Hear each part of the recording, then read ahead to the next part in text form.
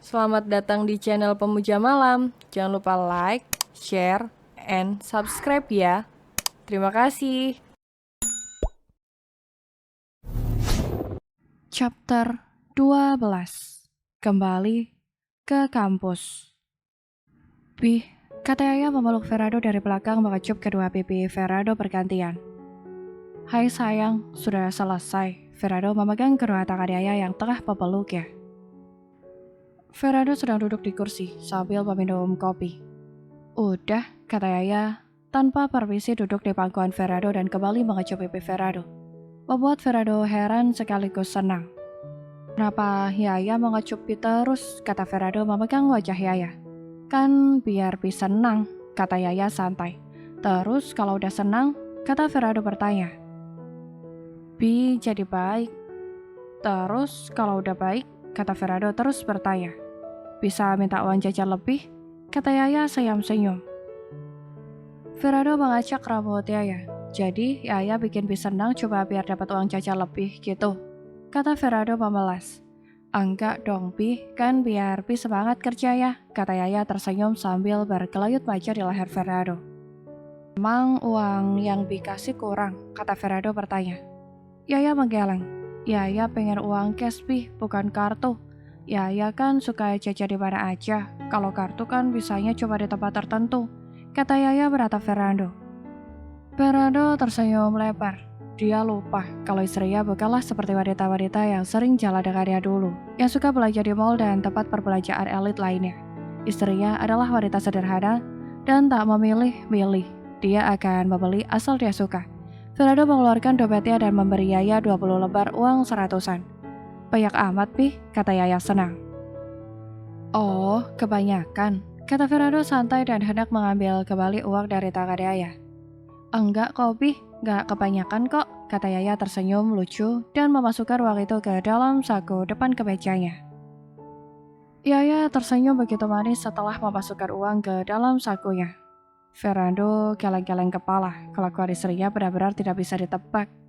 Sekarang Pi mau sarapan, kata Ferrando membenarkan duduknya, dan memutar duduk Yaya agar menghadap ke meja makan. Yaya mengambilkan suaminya sarapan dan menyuapinya. Mereka makan satu piring berdua. Pi, anterin Yaya ke kampus kan? Kata Yaya terus menyuapi Ferrado. Iya, nanti Pi antar. Lagian kan kampus Yaya sama kantor Pi searah. Kata Ferrado juga menyuapi Yaya. Nanti pas Yaya pulang, Pi nggak usah jemput, biar Yaya aja yang kesana. Kata Yaya meratap Ferrado. Beneran, nggak apa-apa pulang sendiri. Gak apa-apa Pi, dulu Yaya juga pulang kampus sendiri kok. Dan Pi tenang aja, gak bakalan ada yang ganggu Yaya kok, kata Yaya agar Ferrando tidak khawatir. Mana ada orang yang bisa gangguin kamu sayang, kalau berani bisa mati sia-sia tuh orang, batin Ferrando. Sebenarnya dia membayar banyak mata-mata dan orang kepercayaannya untuk menjaga Yaya. Ferrando takut sikap nakal dan jahil Yaya akan mendatangkan dendam orang lain kepada Yaya.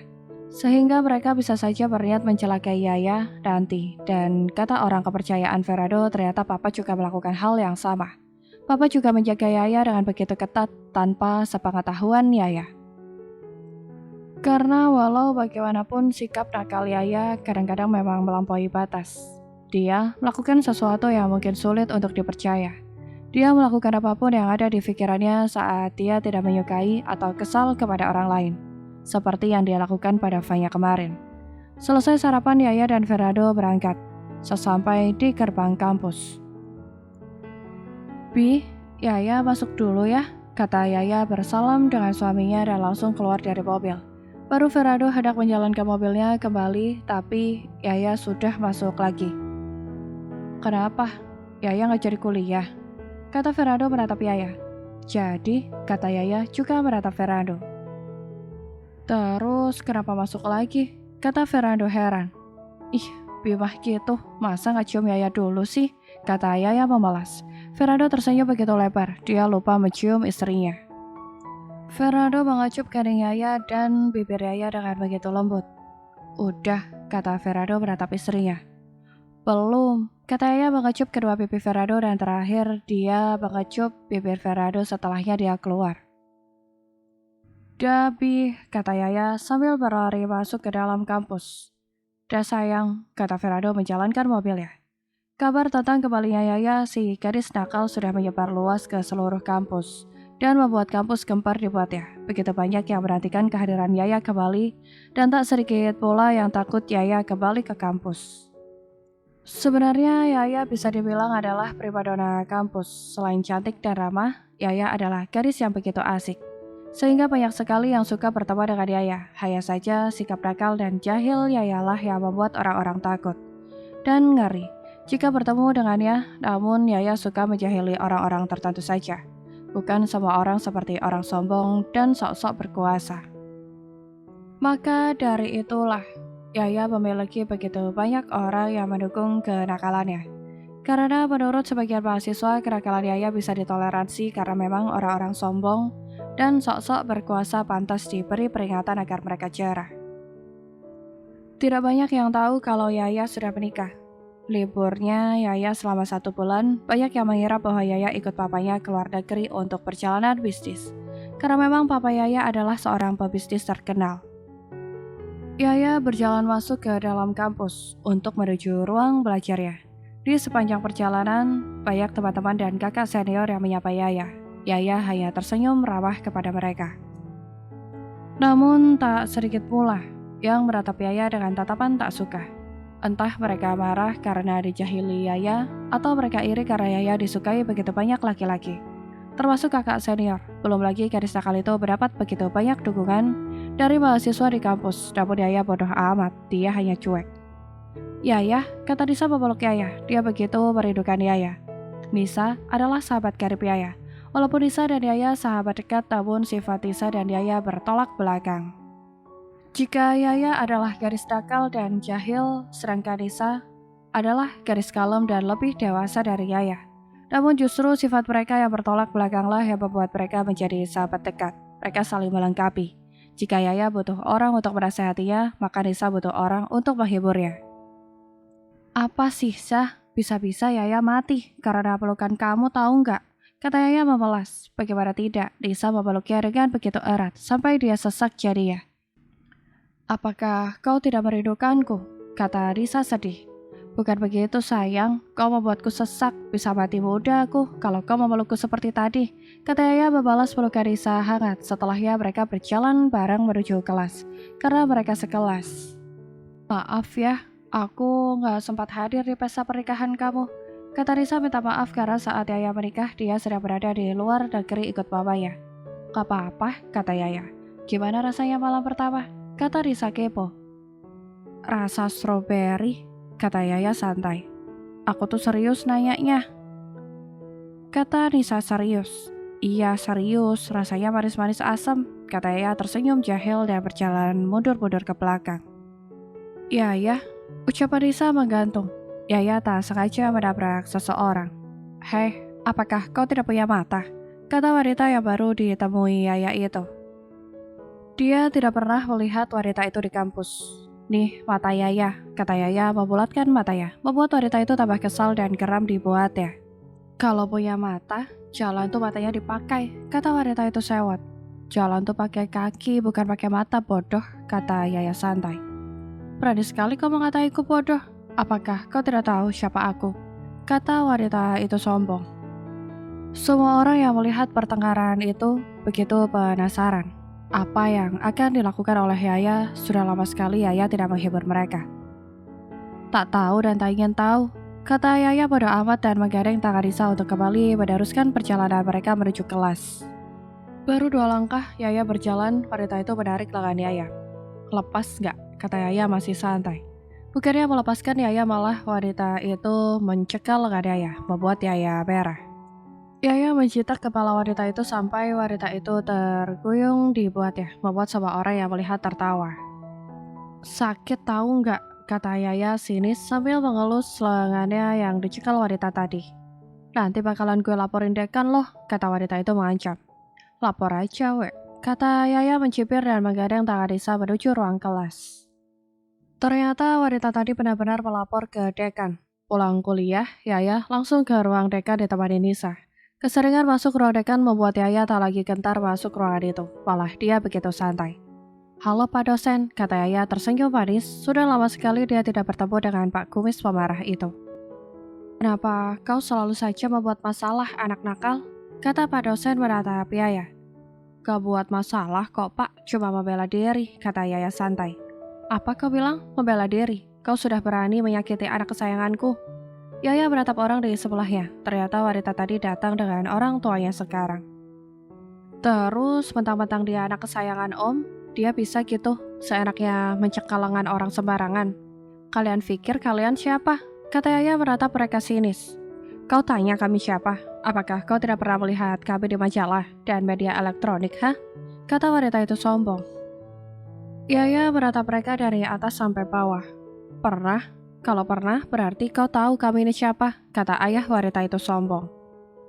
Kalian kayak mantan napi yang sering Yaya lihat di koran. Haha, kata Yaya tertawa terbahak-bahak, membuat mereka geram. Fernando tertawa keras di ruang kerja menyaksikan siaran langsung yang dikirim orang kepercayaannya. Sebenarnya tadi pihak kampus sudah menghubunginya, tapi dia menolak datang. Dia ingin tahu bagaimana istrinya yang nakal itu menyelesaikan masalahnya sendiri. Fernando tahu apapun yang dilakukan istrinya di kampus melalui orang kepercayaannya. Fernando geleng-geleng kepala, istrinya benar-benar nakal dan tidak takut dengan masalah. Buktinya dia masuk ruang dekan santai-santai aja. Bahkan dia hanya menjawab kocak pertanyaan demi pertanyaan yang dilontarkan orang di ruang dekan. Fernando akan membiarkan Yaya menyelesaikan masalahnya sendiri, jika dia bisa. Selagi orang yang berurusan dengan Yaya tidak mencelakai Yaya. Jika iya, maka Fernando sendiri yang akan turun tangan.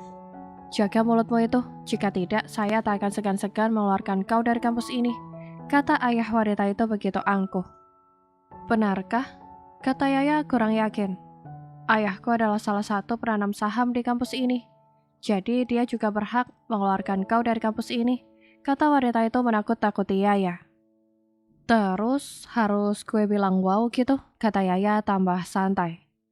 Yaya, udah yuk, kata Nisa takut. Bentar lagi Syah, kata Yaya memegang tangan Nisa. Saya minta anak nakal ini diskor untuk sementara waktu, kata ayah wanita itu kepada dosen. Gak mau, baru juga kuliah sehari, masa udah diskor sih, kata Yaya tak terima. Kau masih beruntung, Pak Tommy cuma minta kau diskor, kalau dia minta kau dikeluarkan bagaimana? Kata Pak dosen menatap Yaya. Dia gak punya hak buat skor Yaya, kata Yaya masih tak terima. Ayahku punya hak untuk men-skor kau, karena dia juga adalah bagian dari kampus ini, kata wanita itu sombong. Bapak akan men-skor kau selama 2 hari, kata Pak dosen patuh akan perintah ayah wanita itu. Jika Bapak berani skor Yaya, bakalan Yaya tarik saham Yaya di kampus ini. Dan kampus ini bakalan gulung tikar. Dan yang paling menyedihkan, Bapak akan kehilangan pekerjaan Bapak, kata Yaya mengancam membuat semua orang terdiam. Saham? Berapa persen saham kau di sini, ha? Kata ayah wanita itu merendahkan Yaya. Semua orang penasaran, apakah benar Yaya menanam saham di kampus sebesar dan seelit ini? Karena saham di kampus ini begitu mahal. Termasuk Fernando, dia juga penasaran berapa persen Yaya menanam saham di kampusnya. 57%, kata Yaya membuat semua orang kaget. Kalau mimpi jangan ketinggian, entar kalau jatuh sakit, kata wanita itu dan ayahnya menertawai Yaya. Yaya membuka resleting tasnya dan mengambil ponselnya dan menunjukkan sebuah foto yang berisi tentang surat kepemilikan saham membuat mata Pak dosen melotot. "Dah Pak dosen," kata Yaya tersenyum dan bersalam dengan Pak dosen pemarahnya, meninggalkan orang-orang yang dia mematung di dalam. Pak dosen tak pernah menyangka kalau Yaya memegang lebih dari setengah saham di kampusnya. Dan apa yang sudah dia lakukan, dia sudah sering memarahi anak gadis itu. Bagaimana jika Yaya memecatnya? Karena aturan di kampus ini memang menyatakan bahwa setiap pemegang saham memiliki beberapa hak istimewa. Fernando terkejut. Dia tidak menyangka bahwa Yaya akan memiliki begitu banyak saham. Di luar dugaan, Fernando pikir Yaya hanyalah gadis biasa-biasa saja. Walaupun Yaya adalah anak dari seorang pebisnis terkenal, Fernando pikir Yaya tak akan mempunyai harta yang merupakan kepemilikan pribadi. Karena jika saham itu adalah milik papanya, Yaya tidak mungkin. Yaya bisa memegangnya sebelum usianya 21 tahun. Yang Ferrado tahu Yaya adalah gadis nakal dan jahil, serta begitu sederhana. Karena hanya itu yang bisa Ferrado lihat secara transparan selama bersama dengan Yaya. Ternyata tidak, Yaya adalah wanita yang penuh dengan teka-teki. Di balik sikap nakalnya, tersimpan sejuta rahasia. Ferrado menyuruh orang-orang kepercayaannya untuk menjaga, mengawasi serta melindungi Yaya dari orang-orang jahat, karena Ferrado tak bisa selalu berada di dekat Yaya. Dan selain itu, Ferrado bisa mengetahui informasi tentang apa yang sedang dilakukan Yaya, dan itu pun tanpa sepengetahuan Yaya. Sepulang kuliah, Yaya langsung menuju kantor Ferrado di Antar Lisa. Sesampai di lobi perusahaan. Wah, kantor suami lo besar banget ya, kata Risa beratap gedung bertingkat itu. Iya, Syah, kata Yaya tersenyum. Gue jadi penasaran, suami lo mukanya kayak apa, kata Risa menghayal. Kepo loh, kata Yaya mencubit pipi Nisa.